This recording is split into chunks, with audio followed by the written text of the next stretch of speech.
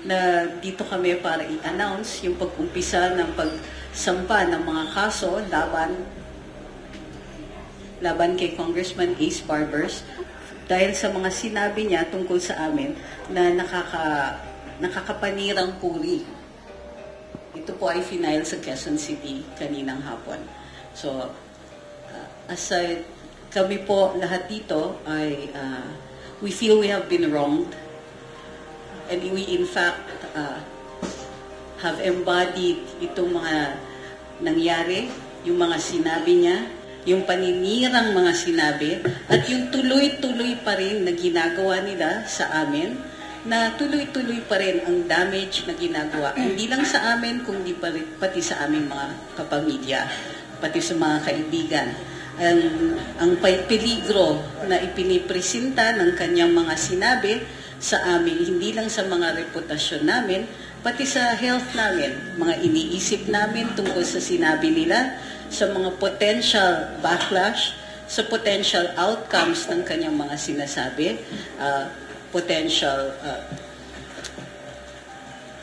matters that can be brought up. Hindi lingid sa aming atensyon o kaalaman na ang topic ng fake news ay tinitake up na pati ng ehekutibo. Hindi lang po ito nasa legislature, kung hindi naririnig na namin from no less than the President, the Press Secretary, sa press officer, naririnig namin from law enforcement agencies.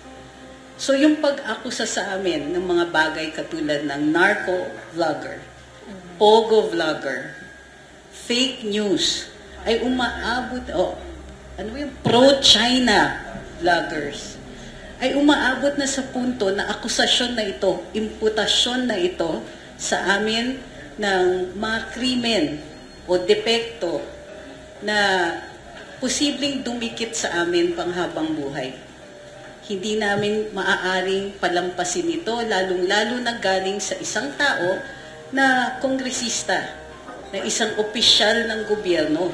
At kadalasan, although yung mga remarks niya dito ay hindi covered ng immunity, ginagamit din ang kanyang posisyon para makapanirang puri.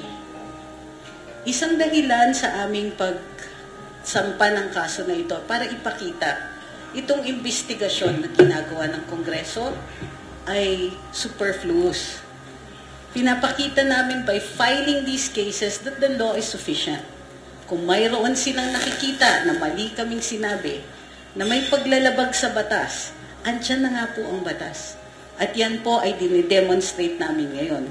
Bukod sa paninirang puri na ginawa niya, ginagamit namin ang existent na sistema ng hustisya para sagutin ang aming pangangailangan dito, para mapuno yung mali na ginawa niya at magawan ng resolusyon ito.